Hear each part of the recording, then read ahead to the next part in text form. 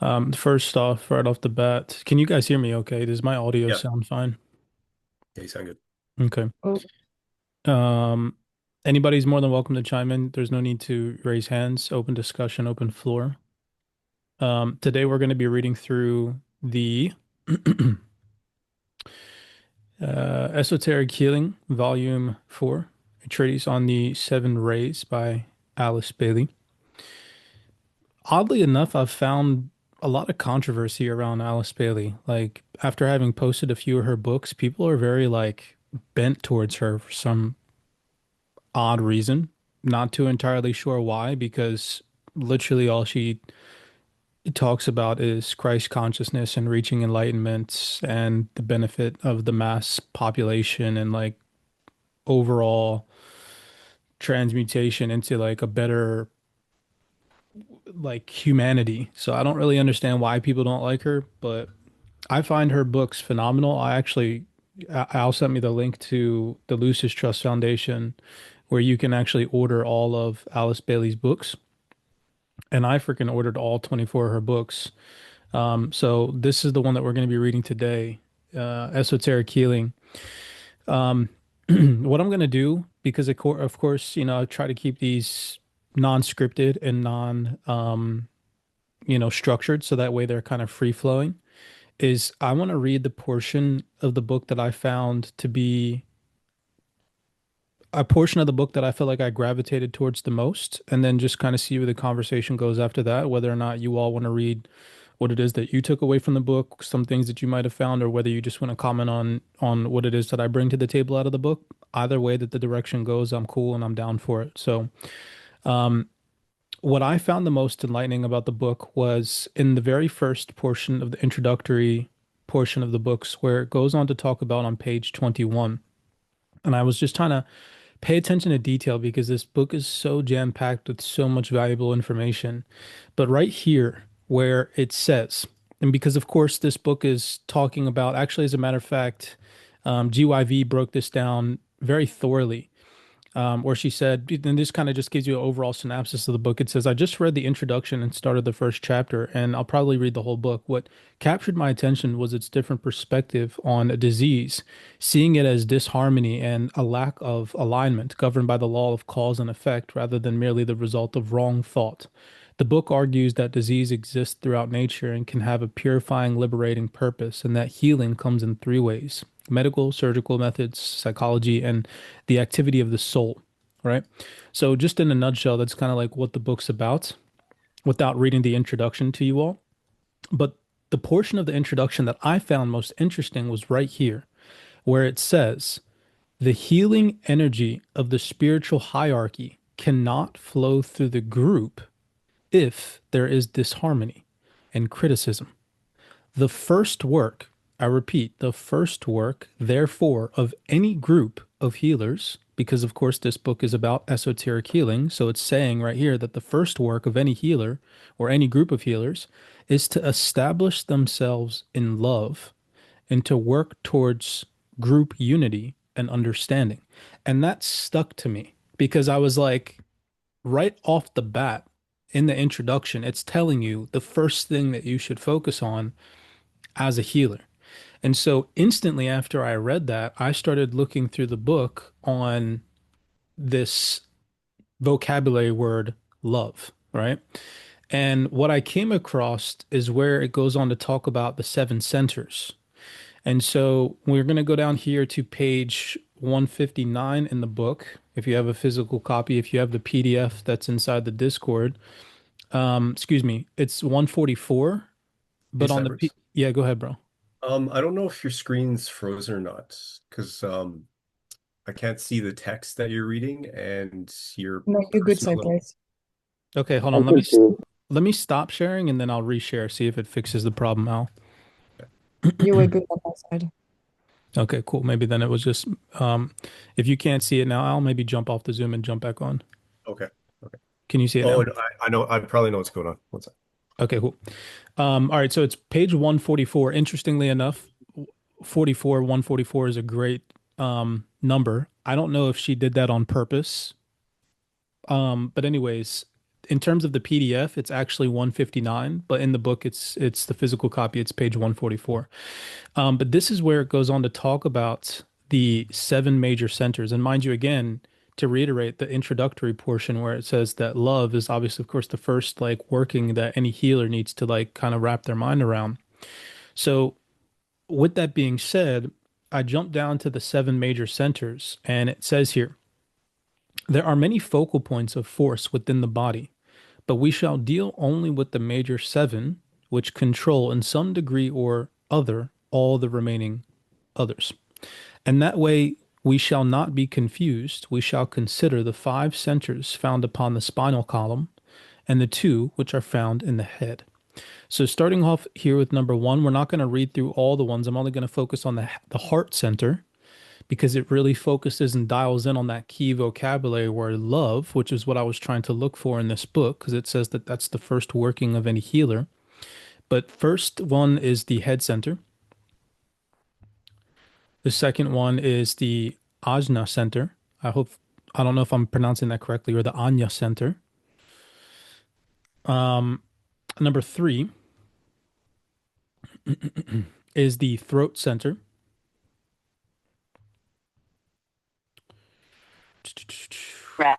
Number four is the heart center. So this is the one that we're going to dive into. It's the one where I took the most notes because it talks about love.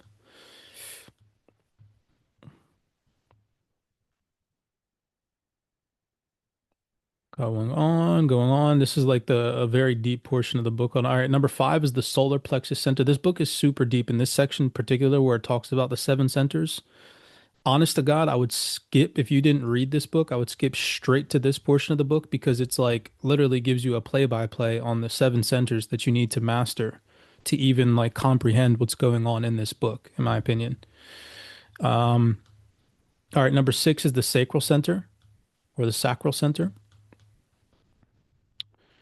I love these Venn diagrams too that it gives. And then the seven is the center at the base of the spine. And then this particular center, the center at the base of the spine, goes into 13 individual sections that maybe I'll come back to depending on how this flow goes through and retouch on these. But yeah, this portion of the book was super deep. So that's what I focused my attention on this week. I actually didn't get to finishing the entirety of the going over the seven centers. I stopped on center five before we hit Saturday. So I'll probably finish this up this weekend. But nonetheless, going up to the portion that I found most intriguing was the heart center, considering that at the beginning of the book, it says that the main focus for any healer is, to understand love. So coming up here and reading the heart center for you all. All right. So the heart center, it says, this is located between the shoulder blades and is in this day and age the center which is receiving the most attention from those who are responsible for the unfoldment of the human consciousness. It might be truly said, oh, hold on, let me delete that.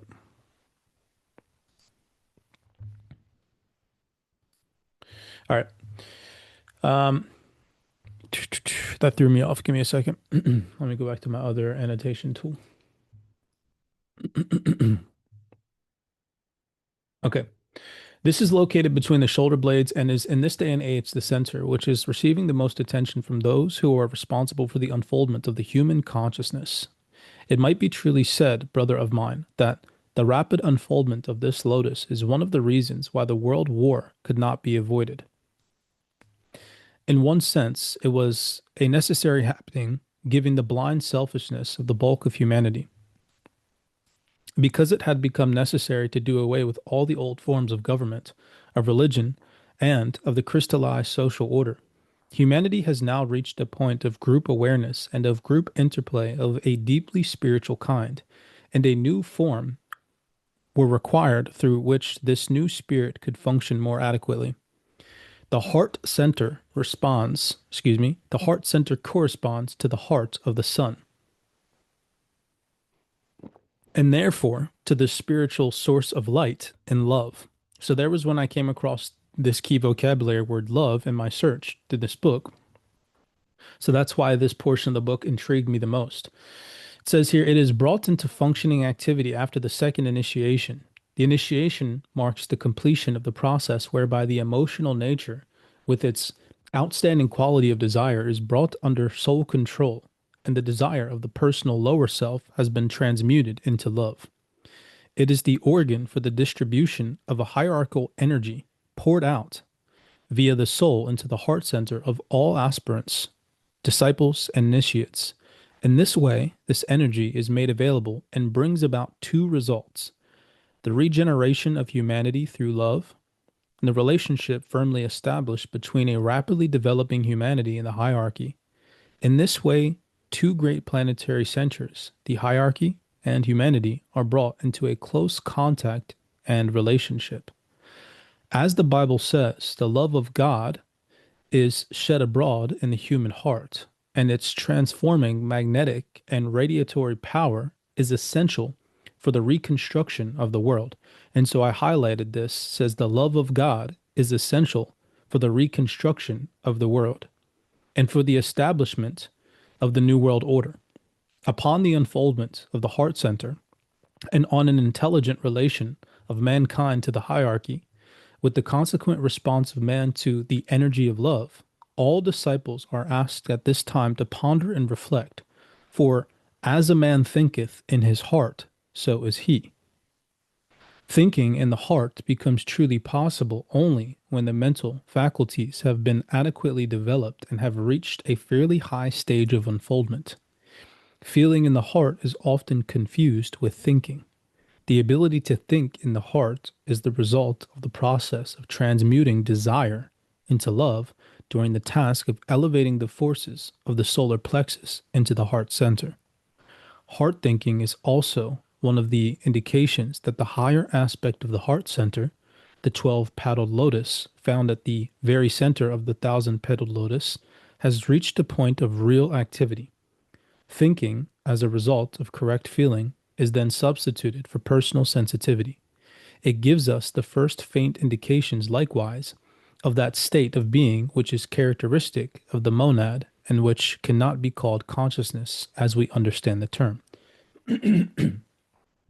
The heart center becomes essentially related to the personality when the process of alignment with the soul is being mastered. I highlighted that because that hit, right? It's talking about love. Here it's talking about the heart center being focused on the alignment with the soul as it's being mastered. This process is today being taught in all the newer and sounder esoteric schools and has been emphasized in the arcane school from the start. It is that procedure, distinguished by the right orientation, concentration, and meditation, which relates the personality to the soul and thus to the hierarchy. The relationship to the hierarchy automatically takes place as this alignment goes forward, and direct soul contact is thereby established. Personality consciousness is superseded by group consciousness, and the inflow of hierarchical energy follows as a natural consequence. And this ties right back into what she was saying up here: as a man thinketh in his heart, so is he. So if everybody transmuted and thought with their heart center and vibratory reflected love and light and positive energy, then it would reflect in humanity as a whole. Obviously, Can I of add course. something? Yeah, of course you can, Camille. Open floor. The reason why people can't manifest really what they want is because they manifest through thought, when actually a real manifestation comes from the heart, the feeling of it before having it, the gratitude of it before receiving it is what actually send messages to the magnetic field to manifest. So the heart is the biggest emitter and receptor of the human body. I couldn't agree more after especially reading this. And then right here, I like how it ends it. It says, for all souls are only aspects of the hierarchy. It is this established It is this established relationship which is subsequent interplay, magnetic and radiatory, which brings about the final destruction of the soul body or casual body as the relationship reaches its highest point of intensified recognition. It is that center, therefore, in the physical body through the medium of which the hierarchy works. It is also the agent of the soul, I like that. The agent of the soul. When I hear use the word soul, I refer not only to the individual soul of man, but to the soul also of the planetary logos, both of which are the result of the union of spirit and matter, and of the father aspect and the mother aspect, or the yin and the yang. This is a great mystery which only initiation can reveal. The heart center registers the energy of love. I like that right there too. The heart center registers the energy of love. It might here be stated that when the anti-Karana, hopefully or anti-Karana, I don't know if I'm saying that correctly, has been finally constructed, the three aspects of the spiritual triad will each find a point of contact within the etheric mechanism of the initiate who is functioning upon the physical plane. The initiate is now a fusion of soul and personality through which the full life of the monad can be poured. The head center becomes the point of contact for the spiritual will, or the Atma. The heart center becomes the agent for spiritual love, or the Buddhi. The throat center becomes, or Buddhi. The throat center becomes the expression of the universal mind, or the Manas. In the work of the initiate, as he works out the divine purpose according to the plan, the Anya, or Ajna, center becomes the directing agent, or the distributor of the blended energies of the divine man. The heart center corresponds to the solar fire within the solar system and is magnetic in quality and radiatory in activity. I feel like that aligns with what Camille just said. It is the organ of the energy which brings about inclusiveness. Its dense physical externalization is the thymus gland. Of this gland, little is known at present, though much will be learned as investigators accept and experiment with the hypothesis which the occult sciences present, and as the heart center develops and the thymus gland is returned to adult functioning activity. This is not as yet the case. The nature of its secretion is not yet established, and the effects of this gland are better known from their psychological angle than from the physical. Modern psychology, when allied to medicine, recognizes that this gland, when overactive, will produce the irresponsible and immoral person. As the race of men learns that nature of responsibility, we shall the first indications of the soul alignment of personality, decentralization, and of group awareness, and then, paralleling this development, we shall find the thymus gland becoming correctively active. At present, the general imbalance of the endocrine system militates against the safe and full functioning of the thymus gland in the adult. There is, as yet, an unrecognized relation existing between the pineal gland and the thymus gland, as well as between both of these and the center at the base of the spine. As the spiritual triad becomes active through the medium of the personality, these three centers and their three externalizations will work in synthesis, governing and directing the whole man. As the pineal gland is returned to full adult functioning, as is not the case with the adult man, the divine too good will make itself felt and divine purpose be achieved. When the thymus gland similarly becomes active in the adult, goodwill will become apparent, and the divine plan will begin to work out. This is the first step towards love. So right here, when I read that, I was like going back to the beginning of the book, right, where it's talking about that's the first thing that the initiate of a healer needs to focus on is love, right? It's again confirming that here. This is the first step towards love, right human relations and peace. This goodwill is already making its presence felt in the world today, indicating that the coming into activity of the heart center and proving that the center or the heart center and the head is beginning to unfold as a result of the growing activity of the heart center up the spine. It is the organ of fusion, just as the head center is the organ of synthesis. As the heart center becomes active, the individual aspirant is slowly drawn into an increasingly closer relation to his soul. And then two expansions of consciousness take place, which are interpreted by him as events or happenings. Last few pages it says, he is drawn into the ashram of one of the masters according to his soul ray and becomes an accepted disciple. In the technical sense, the master is himself the heart center of the ashram, and he can now reach his disciple via the soul because that disciple, through alignment and contact, has put his heart into close rapport with the soul. He then becomes responsive to the heart of all things, which, as far as humanity is at present concerned, is the hierarchy. He is drawn into close service relationship with humanity. I highlighted this because this is so mind-blowing, right? This part is gonna like full circle with everything that I did starting back in 2019 and 2020 with Cyprx. This hit me the most right here. It says he is drawn into close service relationship with humanity. His growing sense of responsibility due to heart activity leads him to serve and work, right? So I'm going to pause right there and then take you over to everybody on this call right now. Join this mentorship. And hopefully, at one point in time, you read this message. And I wrote this message in 2019 as my sole message, my number one purpose. And it says right here, my sole purpose has always been to share my passion for self improvement while motivating others on their journey to consistently maximizing their mental, physical, and financial capabilities. And so, writing this years ago, before I'd even been on this like fully awakened path and journey, just shows me how aligned I've been my entire like path. So now full circling back to this 6 years later, it's just great to see that in this esoteric work, love, according to Alice Bailey, is one of the first major things that needs to have our attention as esoteric healers. Eventually, he too becomes the heart of a group or of any organization, small at first, but becoming worldwide as his spiritual power develops and he thinks in terms of the group and of humanity. And look at Cyprx. We are literally a worldwide group, a worldwide community of people all over the world. And we started off small and now we're consistently growing. So, again, the alignment now in 2026, 6 years later, is just insane to see. Last but not least, to finish this off, it says these two relationships on his part are reciprocal. Thus, the love aspect of divinity becomes active in the three worlds.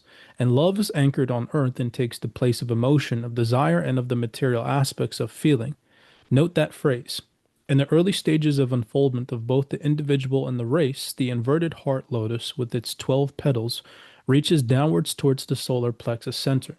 This last center, since Atlantean days, has been reversed and its petals are now reaching upwards towards the next center up the spine, the heart center, owing to the slowing mounting energies from the solar plexus center, which are seeking to escape the prison of the lower regions through a process of transmutation. And I wrote here at the end of this, my like key takeaway and what just kept hitting me, is that the healer must work from a place of love, not through fear. Right. And that's the little tiny last annotation note that I wrote to finish this up. And then here it just goes on to the lotus and what it was talking about and how it describes all the centers in form of the lotus chakra and whatnot and the petals of the chakras and all that cool stuff. So anyways, that was pretty much the meat of what I wanted to kind of bring to the table today.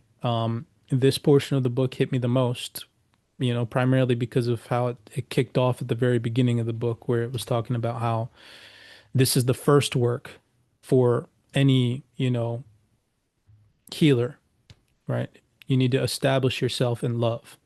So, yeah, floor is open. That was my portion of what I wanted to share today. Go ahead, Camille. I think most of us are doing trading here, I think, or at least DeFi. I think the heart center is something very much forgotten, and it would be very useful because think of it, most of trading is all psychology and literally emotion.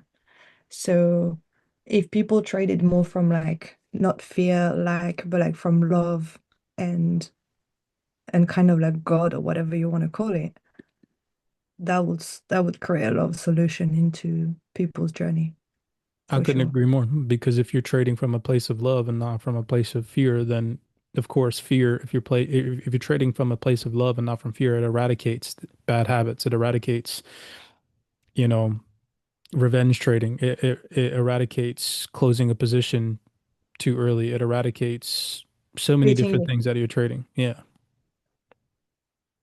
I actually really enjoyed this read. I'm excited to read the remaining books that Alice Bailey has written. I think that in anybody's esoteric journey or enlightenment journey, they should incorporate some of Alice Bailey's work into their studies because I mean, the words are powerful, powerful. They're freaking radiating, like life-changing, honest to God, especially if you're at a place of or a low point in your life where you need some guidance and some healing and some structure and some I don't know, just uplifting consistency where it's just every page you read is a takeaway.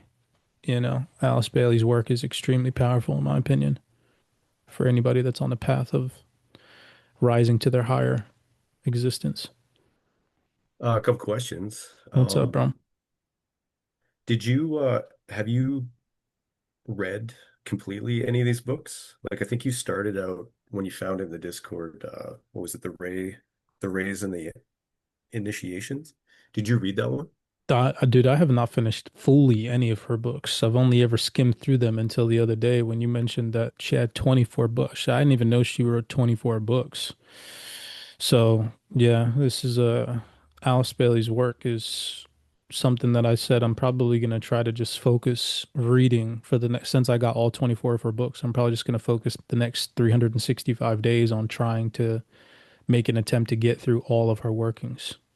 Then with that said, do you kind of have a plan of attack? Are you just going to read them in order?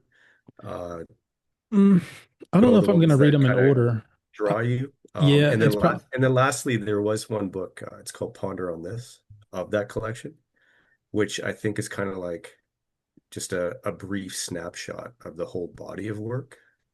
And I don't know, I like for myself, I might kind of start there, even though there's certain books I want to just attack. But I was curious Mm. how you were going to go about I it. Yeah, think I'm gonna be it, honest. I think what I'm gonna do is I'm probably just gonna pull what gravitates towards me downstairs in my downstairs bookshelf. I all the books already came in, so after I read this one, I really like just like the titles of the books. So as I go, I'm probably just gonna pull whichever one gravitates towards wherever I'm at in my life next and go through it that way.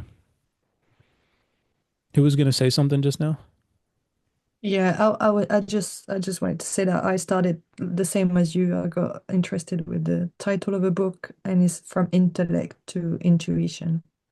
Yeah, I have to like gravitate towards it. I'm actually, oddly enough, I'm a big like a lot of the books that I read are actually based off the title cover, like the page, like the front, how it looks, the artwork. I really like books that are like intriguing, have intriguing covers. So, and then interestingly enough, none of her books have any artwork. That's just the name. So it'll be Yeah. interesting to see which ones I pull next. What about you, Al? Are there any specific works of Alice Bailey that you gravitate towards? Well, I only had these two that I found in some used bookshop back when. Um, but just the term esoteric psychology, I thought was pretty badass. Um, but then when you had linked one of them, I was like, oh, I recognize those. And I have Ponder on This, which is um, I could be totally wrong on this, but uh, the parallel I would view it as is the book Camille had recommended, Search of the Miraculous, I believe, Mm-hmm. Mhm. which was Opensky's kind of uh, layman's terms of Gurdjieff's larger body of work. I suspect Ponder on This does a similar kind of activity of just uh, here's like a very shallow dive, like just you get to get exposed to all the ideas in this collection. And what's neat is each sort of like subject, um, it has like very accurate references to the specific book that it's talking about. And then you can just be like, oh, dang, I want to know more about that. And then you can hit that book. Mm. So it's kind of like a reference manual almost. Mm. It's pretty neat. Yeah. Yeah, I mean, just in general, what I've been on a journey trying to do. Let me share my screen again. Is I've been trying to go into the. I've been trying to go into the book section, the book club section, and find esoteric, like workings. Let me go back. Like the books only section has a lot, but the expanded consciousness section has a shit ton of books, old books as well. and then like gathering some of the um, writers' names and seeing if they have collections as well, and then diving into Mhm. more of the artist's work or the writer's work that have other books. They surely do have more books. So some of these people have written a shit ton of books, like especially in the ancient wisdom section. Like there's some crazy, some of these artists, some of these books that go back.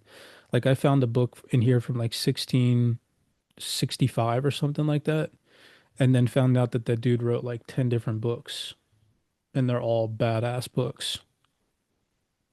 So yeah, this Alice Bailey journey has been an interesting one, knowing that like an artist that's written a really great book has 24 books that you could dive into that are life changing. So Oh, another question. So today in your reading, and then where you came full circle to the quote from your course, like the introduction and why you're doing this. Um, I would say more so the book you wrote uh, encompasses that idea like a millionfold of just 100%. this man spreading love. But it reminds me right now, what's the status of book number two? Honestly, it's done. I just need to I need to have it proofread. I wrote 19 chapters. I originally had only wanted to write 13 chapters of my second book. Um, and What's the because process of a proofread? What do you need for that? finding somebody that I trust enough to read the book to give me their honest opinion, um, albeit I'll put my name for consideration. this one's quite a bit lengthier than the first one. The first book I wrote um is 13 chapters because that's my favorite number. And it's very thin. I'd say that this book is probably either going to be double or maybe even triple that size. But the problem that I'm having with it is I incorporated a lot of fact-based information in it.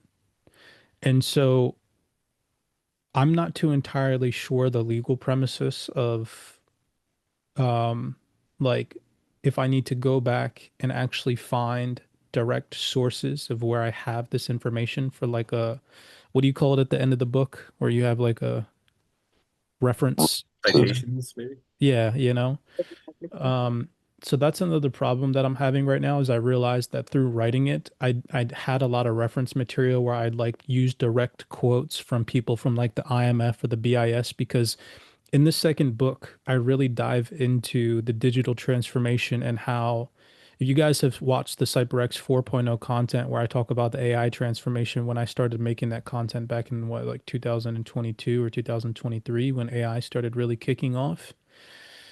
Um, and I use a lot of direct quotes from people from three-letter organizations. And so I don't know if I need to go back and like actually find the documents to reference those direct quotes. Um, Probably, actually. yeah, so that's kind of where I'm at with that. The book's done, the chapters are done. I wrote 19 chapters.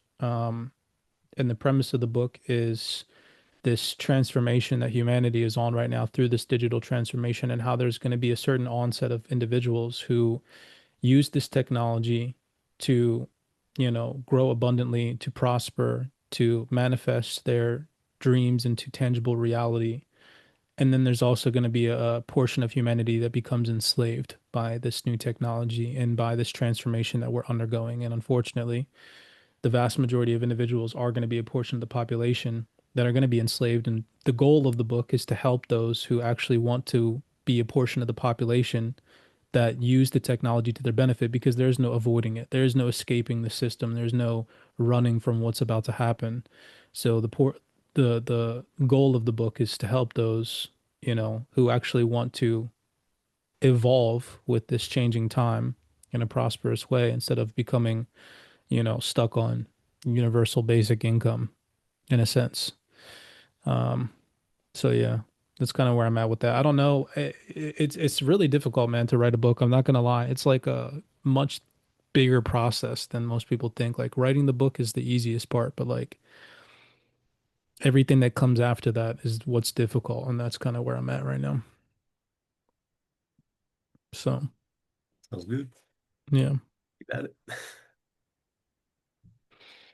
Um, but yeah, yeah. I'm actually scared to, not scared to release the book, but it's one of those books that probably they're not going to want on the internet. Like I'm not going to be able to put a digital copy on the internet because they're going to try to take that shit down because it's pretty pretty aggressive towards the those that run the system. There'll be a place for it in the Discord. The crazier part is that I pulled directly from the source that they themselves told everybody what's happening. Direct quotes from people from like the International Swaps and Derivatives Association, the IMF, the World Economic Forum, literally telling humanity after COVID-19 that COVID-19 was in fact a systemically implanted plan to transform the population and migrate them over to this digitally native mindset and force this digital disruption. So they're Yeah, but I probably think they're not going to similar like that. to those research videos that we see, and you're like, oh, there's only like 20 views. When these guys came out and are saying what you're saying, they're saying that to each other. Hence, and they assume the layman's not paying attention. Whereas you're taking the layman and shining a light on what's being said. That's what they don't like. Um, Hmm. It's even crazier. I have literal direct quotes from AI. So there's this, I talk about this quite frequently. In 2023, the name of the AI escapes my thought process right now, but I wrote about it in my book. But the IMF opened their spring meetings, which always take place in April of every single year. And they opened their IMF meeting in 2023 with an AI. And I directly quoted that AI because that AI specifically opens up the entire meeting by saying that there's going to be a portion of the population that uses AI to their benefit and works with us and transforms with us. And then there's going to be a portion of the population that doesn't. And the portion of the population that doesn't, it went on to say, we're going to take your jobs. We're going to do it's crazy what the AI says and how it opened up the conference. And I quote that directly. And I remember posting a video about that on YouTube and it getting taken down, so the book goes very deep. what you just said sounds like disclosure and the introduction to the new alien life form. Dude, and the crazier part is now they're like kicking off with this whole alien agenda. It's going to be interesting to see where the world is at in 2030. Man. Anyways, yeah, if nobody else has anything else to share from the book, from some portions that you guys might have pulled, I feel like mine touched on a lot of things to think about and ponder. Um, I'll let you guys get back to your Saturday. I appreciate your time. Yeah. The only thing I'll ask is This could use power. if anybody comes across that term in peril and you see any kind of gems that explain it better, throw it in the book club, please. Yeah, I would definitely too, just to recap, if you came into the call late, the portion of the book that I touched on was where it talks about in this esoteric healing, the first work for any healer is the establishment of love in themselves. And then I went on to this portion of the book. Definitely tap into this. Like as a trader, as an investor, as a trader in these markets, I feel like this portion of the book and understanding the seven major centers and how this goes into detail into each of them. I mean, look at how extensive this whole entire chapter is, where it talks about the seven major centers. Go back and touch on this and just make sure that you as a trader are aligned. Each of the centers that it talks about. Make sure that each of these centers within your own being are aligned. I feel like this is a good reflection tool right here, where if one of these centers, once you read the portion of it, is misaligned, it'll kind of direct you on where to focus your energy and your attention next, right? So, like, if you go and you read about the head center and you're like, oh shit, I need to realign myself with this center, then you know what to focus on for the next 30 days, so on and so forth. right? Um, so yeah, that's kind of what I've been doing. I'm pretty much aligned with every center that I've read so far. Like I said, I left off on center five, so I still have two more to read thoroughly through. But just some really great takeaways from reading just this portion of the book. If you are someone constantly searching for the best books, the rare ones, the ancient ones, the ones that actually change how you think, the Library of Awakening was built for you. Inside Cyprx, we've organized a digital collection of over 4,000 powerful and ancient books spanning consciousness, psychology, ancient wisdom, esoteric symbolism, religion, wealth philosophy, global power structures, astrology, symbolism, tarot, sci fi, and alternative history. This isn't a random archive, it's categorized with intention. Inside, you'll find structured sections like the book club for guided study and discussion, the third eye psychology section for deeper perception and awareness, the human psychology and self mastery section for behavioral insight and transformation, even ancient wisdom and esoteric symbolism for decoding hidden teachings. We also have expanded consciousness for higher level thought, religion and spirituality for theological and philosophical study, and elite agendas and global power structures for macro awareness, wealth building and economics for foundational understanding, and even astrology, symbols, tarot, sci fi, and UFO exploration to widen perspectives. Everything inside the private Cyberx Discord is organized for serious readers who want depth, not surface level summaries or trending bestsellers pushed by algorithms. If you're tired of reading what everyone else is reading and you're ready to access books that truly expand awareness, challenge assumptions, and sharpen your thinking, this is where you'll find them. Digitized, structured, and studied inside a focused community of thinkers and like minded individuals. So head over to cyprxtrading.com, try out the Cyprx Discord for a month, and unlock the Library of Awakening. Dive into the collection, find the books that you've been searching for, and maybe even some ones you didn't even know existed. Welcome to the journey. May this space inspire you to ask questions, explore the unknown, and most importantly, to awaken. This is the Library of Awakening. I know some of the perspectives that I share may be as challenging for you as they once were for me. But isn't that the beauty of exploration? Every perspective, no matter how unconventional, has something valuable to contribute to it if it's shared. Knowledge is not absolute, it's a living, breathing phenomena, shaped and reshaped over time. The important thing is not always be right, but to always be curious. Explore freely, share boldly, and learn deeply. And don't rely solely on others to validate your discoveries. Stand firm in integrity, even in the face of criticism. Remember that growth always means embracing the humility to admit when we're wrong. Learning from our errors is not a setback, it's the very essence of our progress. So, welcome to the journey. May this space inspire you to ask questions, explore the unknown, and most importantly, to awaken. This is the Library of Awakening.